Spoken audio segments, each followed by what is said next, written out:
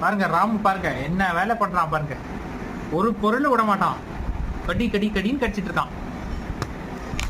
Puppies எல்லாருமே இது பண்ணுவாங்க. இந்த மவுத்திங் சொல்லுவாங்க. அவங்களுக்கு பல்லு ஊறும். நம்ம குழந்தையில கை சுப்போம்ல, அதே மாதிரி இவங்களுக்கு பல்லு ஊறும்.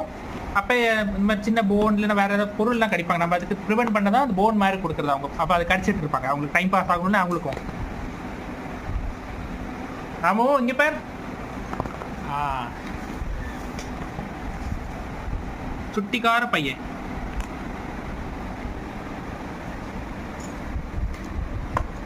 பாருங்க என்ன வேலை பண்றான் பாருங்க குழந்தை.